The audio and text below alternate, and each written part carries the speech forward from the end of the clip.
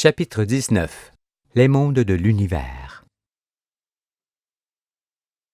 L'esprit et la matière n'étant point séparables. La science des Écritures et la science de l'univers sont ensemble une seule et unique science. Les prophètes la connaissaient. C'est pourquoi, et bien qu'ils eussent écrit le livre il y a des milliers d'années, ils parlent déjà du globe de la Terre, ou du cercle de la Terre pour montrer qu'elle est ronde, de l'atome de la poussière, indiquant qu'il y a plus petit que ce que l'on voit, des étoiles et leurs astres, signifiant que les étoiles ont des astres comme le Soleil a les siens, et que notre monde n'est pas une exception. Il parle aussi de la roue remplie d'yeux en dedans et en dehors, montrant la galaxie entièrement habitée, des liens des Pléiades et des cordages de l'Orion, révélant les attaches matérielles des astres, et d'autres choses encore qui témoignent de leur grand savoir. L'espace et les galaxies. Il n'est pas indispensable d'observer ce que renferme l'univers avec des télescopes, parce qu'il ne peut être pressenti et démontré que par son seul côté matériel. Pour le saisir pleinement, il faut comprendre d'abord qu'il est un volume entièrement composé de matière, c'est-à-dire qu'il est le contraire du vide. En effet, tout comme le temps, l'espace n'existe que par la matière qui le forme. C'est pourquoi j'ai dit qu'entre les astres et entre les galaxies, l'espace est un volume tout en matière éthérée. On est certain qu'il en est ainsi, parce qu'un volume ne s'entend nullement par des formes ou par des limites, mais uniquement par la matière qui le compose et au sein duquel il y a des distances, des intervalles. Il est pour cela fort aisé de voir que l'espace intersidéral et intergalactique est un volume intégralement matériel, ne serait-ce que par les distances qui séparent les astres et les galaxies. Mais bien d'autres choses nous montreront que l'espace est entièrement formé de matière éthérée et subtile à l'origine des particules qui composent les astres, et ces derniers les galaxies. Pour qu'il n'y ait pas de confusion dans vos esprits, sachez pour toujours que les galaxies qui meublent l'espace de loin en loin sont des roues composées d'étoiles avec leurs astres, et de nuages de vapeur et de poussière provenant de leur travail.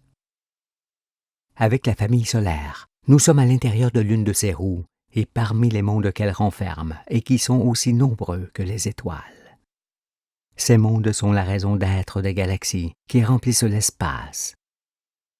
Pour savoir ce qui se déroule au sein des galaxies, donnons ici quelques explications succinctes sur leur composition. Sachons d'abord que, comme les êtres se renouvellent, les astres qui composent une galaxie se renouvellent pareillement.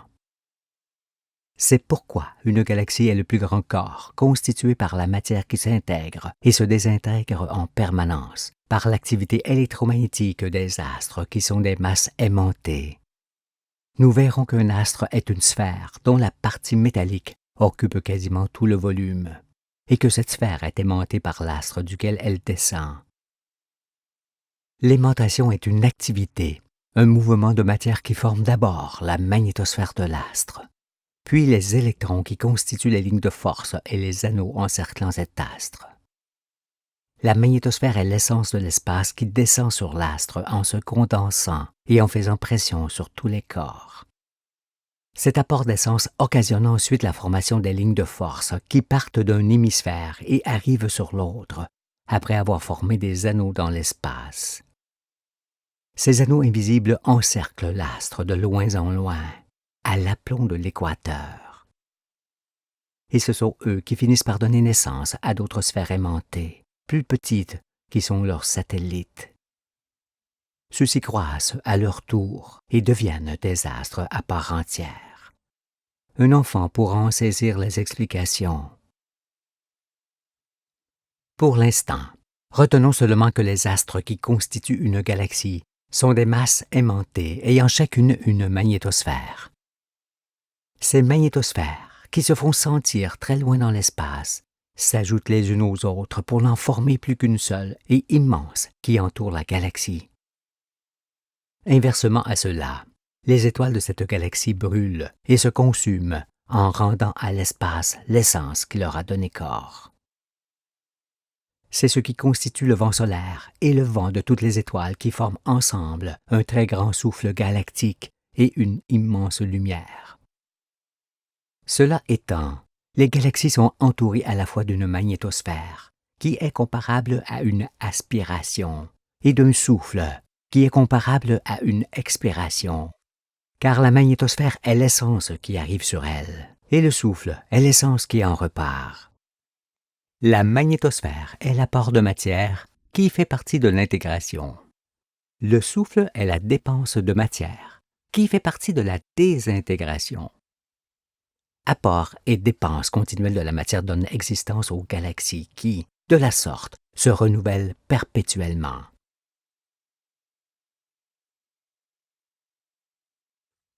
Naissance et forme des galaxies. Comme la particule naît d'une autre particule et l'astre d'un autre astre, la galaxie naît pareillement d'une autre galaxie. Il s'agit d'abord d'un amas d'étoiles qui, tel un embryon, se forme au sein de la roue, puis en sort et se développe ensuite. Lorsqu'un amas se détache de la branche d'une galaxie qui lui donne naissance, il a la forme d'une boule qui tourne sur son axe et qui prend peu à peu une forme aplatie.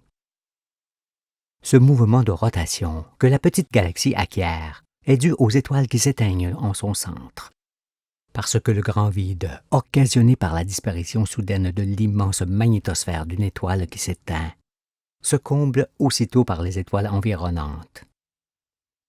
Cela forme une aspiration, une force motrice qui entraîne les étoiles vers cette région où elles disparaissent lorsque leur masse est entièrement consumée. Une étoile se consume et vient le moment où elle est entièrement consumée. Mais la durée mise pour se désintégrer est infiniment plus longue que celle qu'il lui fallut pour se former. Tout ce qui est dit sera mis à observation. Pour l'heure, notons que c'est la disparition des étoiles géantes et âgées qui entraîne les autres étoiles vers le cœur de la roue. Ce mouvement fait aussi tourner la galaxie sur elle-même et forme ses branches qui s'enroulent en spirale. Et par la force centrifuge qu'elle exerce, cette rotation crée aussi la séparation des étoiles d'inertie différentes. En raison de cela, on doit se représenter les familles lourdes en masse, telle la famille solaire, dans le tiers inférieur, les familles moyennement lourdes dans le tiers du milieu et les familles légères dans le tiers du centre, formant le bulbe de la galaxie. Il en est ainsi parce qu'une famille stellaire s'allège en masse au fur et à mesure que ses planètes destinées à briller la quittent. La famille solaire connaîtra cet allègement progressif lorsque Neptune, puis Uranus, puis Saturne, puis Jupiter deviendront étoiles et la quitteront chacune à leur tour. Voici notre galaxie, vue sur la tranche. Cette image nous fait prendre conscience qu'une telle magnificence ne peut exister dans l'espace sans raison, sans but, sans volonté et sans dessein. Toutefois, si grande soit-elle, elle n'est qu'un petit point lumineux parmi les myriades de points semblables répartis dans l'espace illimité. Mais elle apparaîtrait telle qu'on la voit ici si l'on en sortait et qu'on la regardait de l'extérieur. Imaginons alors que nous nous en éloignons avec la Terre jusqu'à ce qu'elle nous apparaisse ainsi sur l'horizon. Elle est si grande qu'il faut tourner la tête vers la gauche, puis vers la droite pour voir ses extrémités. Ainsi, sa magnificence nous apparaît. Depuis le bord jusqu'au Soleil, il s'agit d'une petite distance dans laquelle nous trouvons les mondes du genre animal, comme ceux qui nous précédèrent sur la Terre et celui des hommes. Et à partir du Soleil jusqu'au centre, il y a dans cette grande distance les mondes d'anges dans lesquels nous entrons avec la famille solaire qui se dirige vers le centre de la roue. Mais partout où nos regards se portent, il y a des terres avec de la verdure, des mers et des êtres. Car dans cette immense maison, il n'existe pas un seul endroit où il n'y a pas de créatures vivantes, pas d'étoiles qui brillent en vain et inutilement.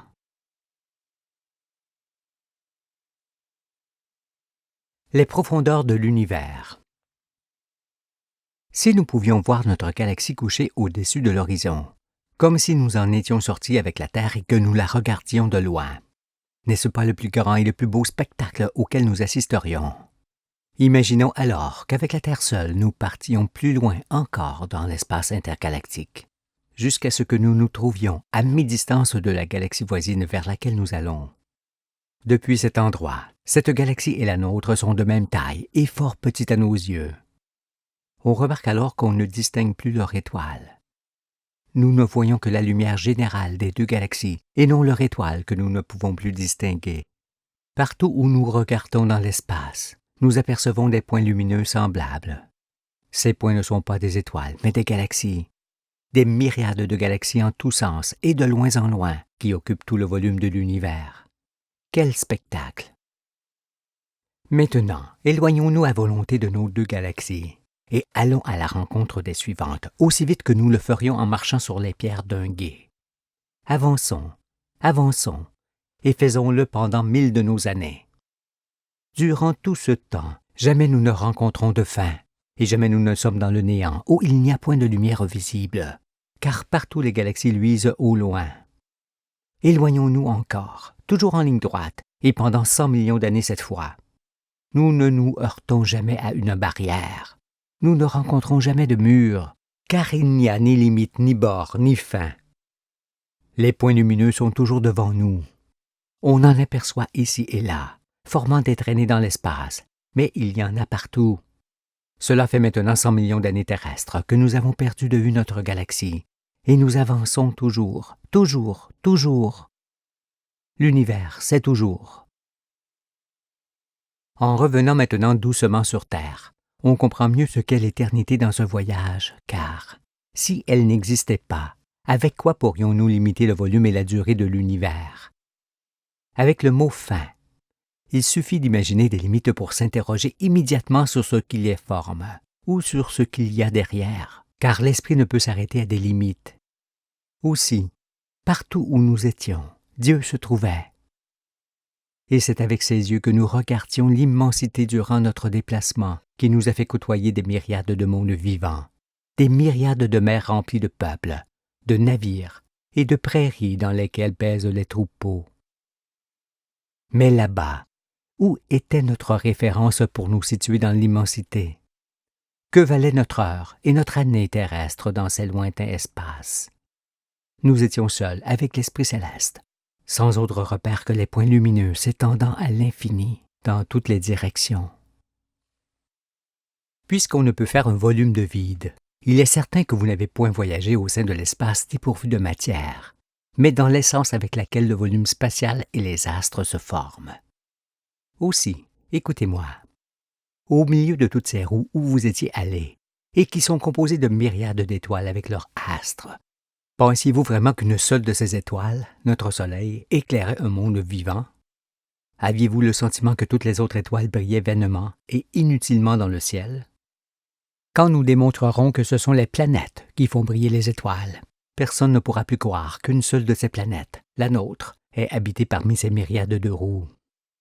Ce voyage, qui éclaire l'esprit sur les profondeurs de l'univers, fait de lui-même prendre conscience que le Soleil n'est pas l'étoile, ni la Terre la planète de l'univers, mais qu'ils ne sont que des astres parmi d'autres astres semblables qui composent la roue. Mouvement et déplacement des galaxies. Le mouvement de rotation de notre galaxie ne peut nous apparaître depuis la Terre. Cependant, en nous trouvant vers le bord, dans le tiers inférieur, et loin du centre de cette grande roue, nous nous déplaçons dans l'espace à une vitesse inouïe. Et les distances que nous parcourons sont effrayantes. En nous déplaçant de la sorte, comme sur un cercle, nous nous éloignons constamment de certaines galaxies et allons à la rencontre d'autres. Celles dont nous nous éloignons à vive allure nous apparaissent forcément plus rouges que blanches, tandis que celles dont nous nous approchons nous apparaissent plutôt bleues que blanches, parce que la vitesse de notre déplacement fait varier leur couleur à nos yeux. Or, ce phénomène du changement de couleur aggrave considérablement le défaut de vision des savants, car, en voyant les galaxies s'éloigner d'eux, alors que ce sont eux qui s'éloignent d'elles, ils ne peuvent s'empêcher d'en conclure que l'univers est en expansion. C'est ce qu'ils enseignent. En nous trouvant près de l'extrémité d'une branche courbe, nous voyons davantage les roues desquelles nous nous éloignons que celles vers lesquelles nous allons. Et c'est en raison de notre propre déplacement que les savants voient l'univers comme une gigantesque boule constituée de galaxies qui ne cessent de s'éloigner les unes des autres, poussées par le souffle de l'explosion initiale qui les aurait formées. Mais si l'on était ainsi, ne faudrait-il pas que l'espace où cette expansion se produit soit illimité? Ce qui n'a pas de limite est forcément éternel. Seul l'espace serait éternel à leurs yeux. Qu'est-ce qui forme cet espace selon eux, et jusqu'où l'imaginent-ils?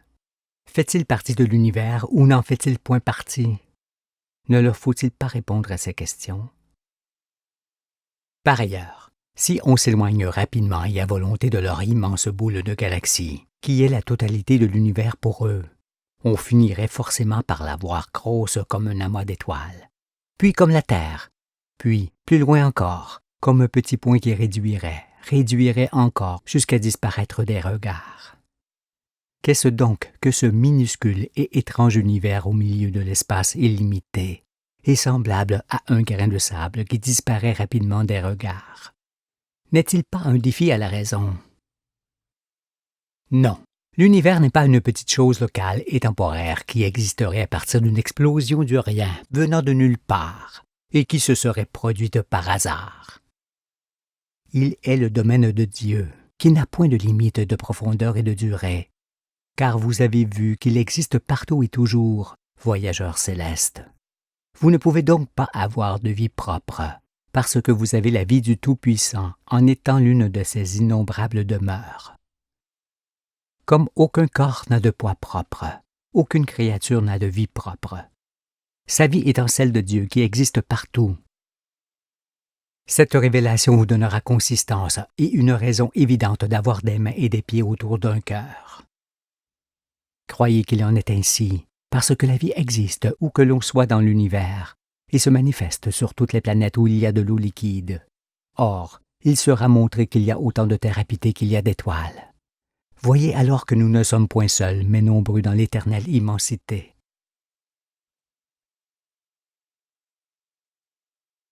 Les proportions des masses. Durant notre très long voyage, nous nous sommes aperçus que, si grandes soient-elles, les galaxies n'étaient en vérité que d'infimes points brillants dans le lointain. Et nous avons également remarqué que nous étions constamment au centre d'une sphère, délimitée par ces points brillants, encore perceptibles au regard.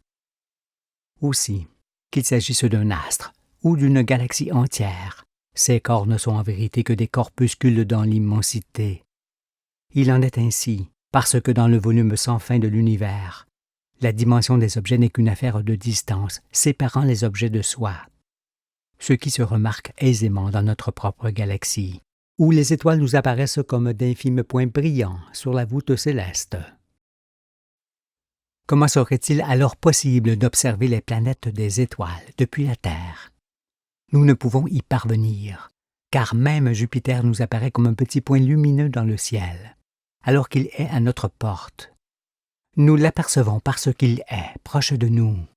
Mais s'il se trouvait aux confins de la famille solaire, nous ne le verrions déjà quasiment plus, car une planète ne renvoie que faiblement la lumière de son étoile.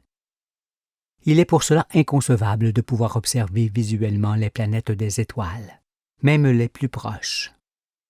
Nous ne le pouvons, surtout que quand le disque d'une planète est entièrement éclairé par son étoile, comme la pleine lune par rapport à nous. Cette planète se trouve forcément à l'arrière-plan de cette étoile. Aussi le peu de lumière envoyée par ce point infime se fond dans la puissante lumière de l'étoile que nous observons. C'est pourquoi, même avec un grand télescope, il est impossible de remarquer les planètes des familles stellaires, autres que la famille solaire. La discrétion des anges. Connaissant fort bien la matière et la force qui composent ensemble l'univers, je dis que, quelle que soit son apparence, la force n'est autre que matière en mouvement. Il n'y a pas des forces, mais la force. Les ondes font également partie de cette force unique, car elles sont toujours des vibrations occasionnées dans la matière, des vibrations diverses qui se répercutent de loin en loin au sein de cette matière. C'est d'ailleurs parce que l'espace, le volume illimité de l'univers, est constitué d'essence que les ondes peuvent se propager et s'interpénétrer dans cet espace. Chose qui ne pourrait se faire avec des électrons, car, si petits soient-ils, ils sont des corps qui se heurteraient. Non, les ondes ne sont que vibrations de la matière, et non émissions d'électrons. Nous reviendrons sur les ondes en temps voulu pour les expliquer, et là, vous saisirez que tous les mondes du ciel sont reliés entre eux. S'il en est ainsi, direz-vous, pourquoi alors les anges de la roue ne se font-ils pas connaître? Pour quelle raison ne se manifestent-ils pas, alors que nous pouvons aujourd'hui communiquer avec eux par les ondes? Je réponds à cela que seuls les hommes de la roue désirent communiquer avec d'autres mondes, et non les anges qui connaissent toute la vérité.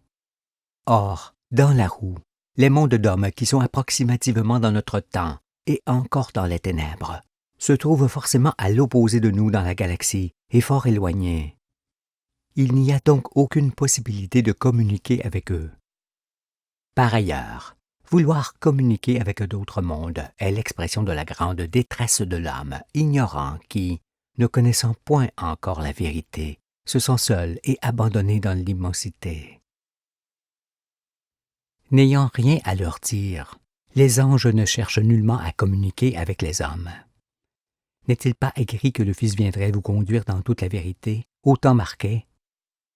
Il est en effet nécessaire que ce soit lui qui vous conduise en elle ce jour-là, pour séparer les fils de ténèbres des fils de lumière. Il doit juger et mettre un terme au monde corrompu, parce que la destruction quotidienne de la terre et de ses habitants doit cesser, pour laisser la place au sanctuaire et au règne de Dieu. Le moment venu, le Shiloh, le Christ, vient donc mettre un terme à toute autorité, toute puissance et toute domination sur chaque terre où Dieu l'envoie. Toutefois, ce n'est point le même homme de chair et d'os qui arrive dans ces mondes, mais l'esprit de vérité, qui est pareil ici ou ailleurs dans l'univers et dans l'homme, que Dieu suscite pour le servir. La vérité est unique, et si les mots choisis pour la dire varient quelque peu d'un monde à l'autre, ils n'en expriment pas moins la réalité, et tous entendent. Ainsi, chaque monde du ciel voit un jour le Shiloh arriver avec puissance, pour arrêter avec son doigt le train du monde allant à la perdition. Il le fait par l'écriture, en expliquant patiemment aux hommes ce qu'il en est exactement du réel. Le Fils unique est unique seulement dans le monde où il se lève, car je viens de dire que le Père a autant de fils semblables qu'il a de mondes vivants dans son univers.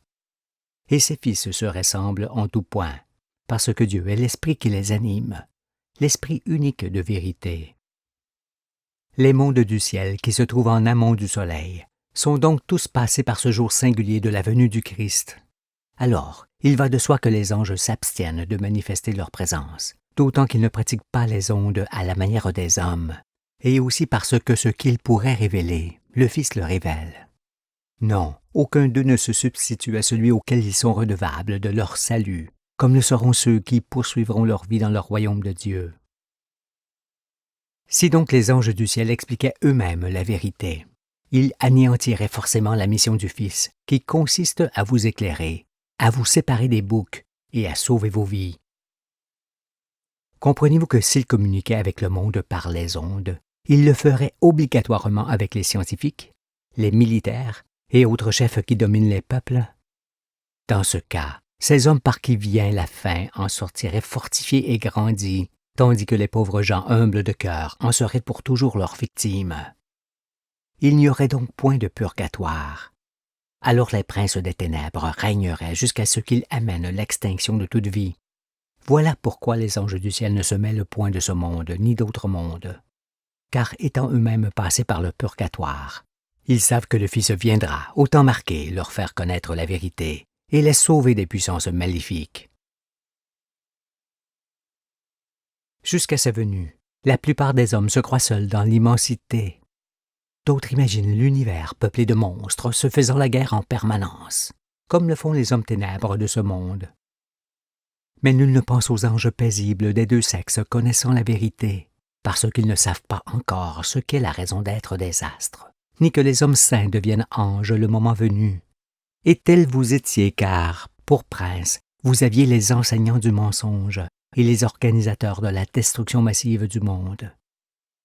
Comment alors auriez-vous pu savoir que les seuls monstres de la roue sont ceux qui détruisent leur terre et ses habitants, Ils sont parmi vous. Ils règnent en vous tenant sous leur autorité, et vous les connaissez. Puisque le mal infirme la vie et l'arrête, alors que le bien lui laisse libre cours et la protège, lequel des deux doit vaincre l'autre? Sont-ce les hommes qui conduisent le monde à sa ruine qui doivent régner sur la terre, ou ceux qui marchent dans les voies du Tout-Puissant? Si donc ceux qui règnent aujourd'hui pouvaient communiquer avec les mondes du ciel, ou aller de monde en monde comme ils l'espèrent, ils agiraient sur eux comme ils agissent sur vous depuis l'Antiquité. Qu'adviendrait-il alors du monde naissant, comme celui qui paraîtra autour de Jupiter, si les chefs des peuples, les trafiquants, les conquérants, les riches, les prêtres, les scientifiques et les militaires de notre planète pouvaient y accéder? Ce monde lointain deviendrait leur victime, comme notre monde l'est devenu, et ils ne pourraient même pas arriver au jour où nous sommes. C'est pourquoi Dieu ne permet pas à ce genre d'individus de communiquer avec les autres mondes, ni de se déplacer dans la roue. Dieu les rejette, parce qu'ils ne furent que pour montrer le mal, le pousser à son paroxysme et disparaître à jamais. Sachez également voir que ce qui se pratique aujourd'hui sur toute la terre existe pour la venue du Fils et le changement de monde qui s'ensuit. Rien n'y manque dans aucun domaine. Tout est prêt à me servir et à servir celui qui m'envoie. C'est pourquoi l'on me verra arriver dans le monde entier aussi vite que l'éclair, sans que quiconque ait le temps de s'y opposer, et tel que Jésus l'annonce. Vous, les saints anges, vous êtes de la race du Père dans toutes les roues, car Dieu vous a créés à sa ressemblance. Ne doutez pas alors de ce que je dis sur votre nature divine, car les hommes qui deviennent anges sont Dieu ensemble dans tout l'univers. Et pour mieux en être conscient, mettez-vous à nu et allez vous baigner encore et plusieurs fois dans l'espace intergalactique, au milieu des roues remplies de myriades de mondes vivants. Vous en reviendrez avec des regards plus clairs et de plus justes pensées sur la dimension de l'univers, et de meilleurs sentiments sur les profondeurs de celui qui vous donne l'être, le souffle et le mouvement.